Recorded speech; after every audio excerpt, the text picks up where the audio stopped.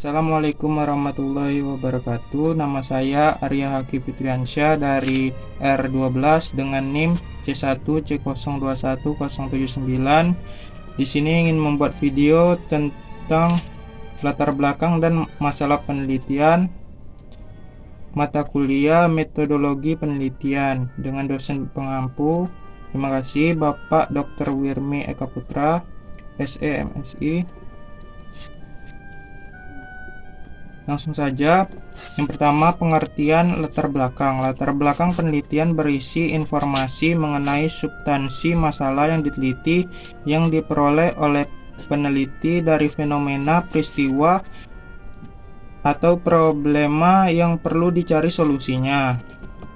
Latar belakang menggambarkan ada tidaknya masalah penelitian, yakni penyimpangan atau fenomena antara yang seharusnya dengan apa yang benar-benar terjadi, atau kesenjangan antara harapan dengan kenyataan. Adanya celah atau gap antara fenomena yang terjadi dan harapan yang diinginkan dalam berbagai bidang. Perbedaan hasil penelitian antara peneliti, perbedaan pandangan teoritis di antara ahli, dan adanya perbedaan antara teori dan realitas dalam konteks tertentu. Hal-hal ini menjadi motivasi bagi peneliti untuk melakukan penelitian guna memahami dan memecahkan masalah yang ada serta mengisi kesenjangan pengetahuan yang ada. Fungsi latar belakang. Fungsinya antara lain sebagai berikut: menunjukkan alasan perlunya penelitian baik dari segi teoritis maupun praktis. Latar belakang masalah menjelaskan dengan jelas penyebab penelitian sebelumnya dan teori-teori yang melandasi gagasan pemecahan masalah. Yang kedua, memberikan penjelasan kepada pembaca tentang kondisi objek penelitian yang akan diteliti, situasi, dan keadaan masalah yang sedang diteliti. Ini berfungsi sebagai pengantar terhadap masalah yang akan diteliti. Masalah penelitian. Identifikasi masalah adalah langkah awal dalam penelitian yang penting. Penelitian bertujuan untuk memecahkan masalah dan melibatkan aktivitas dan proses yang struktur. Penelitian yang sistematis dimulai dengan mengidentifikasi suatu persoalan yang relevan. Kualitas perumusan masalah sangat berpengaruh terhadap kemampuan dalam memecahkan masalah tersebut. Pertanyaan yang tepat akan membantu menentukan metode penelitian, jenis data yang dikumpulkan, dan teknik analisis data yang digunakan. Oleh karena itu, pemilihan masalah menjadi langkah penting dalam penelitian. Selanjutnya, sumber masalah dalam penelitian. Sumber masalah dalam penelitian berasal dari kesenjangan atau celah gap yang perlu diatasi atau dipersempit.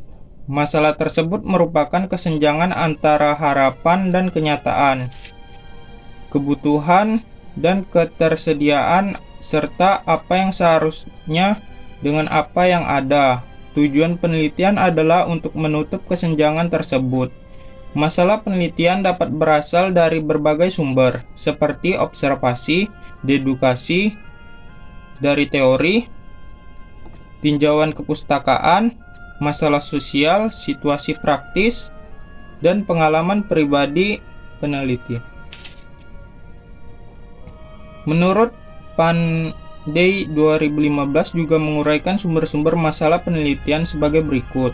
Yang pertama, ruang kelas, sekolah, rumah, komunitas, dan lembaga lainnya dari pendidikan sebagai sumber yang jelas.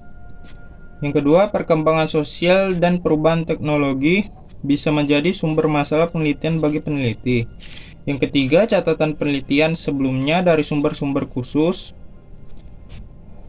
Yang keempat, tugas buku teks, tugas khusus, laporan, dan makalah yang sudah ada, dan diskusi kelas, seminar, pertukaran ide dengan anggota fakultas dan sesama cendekiawan.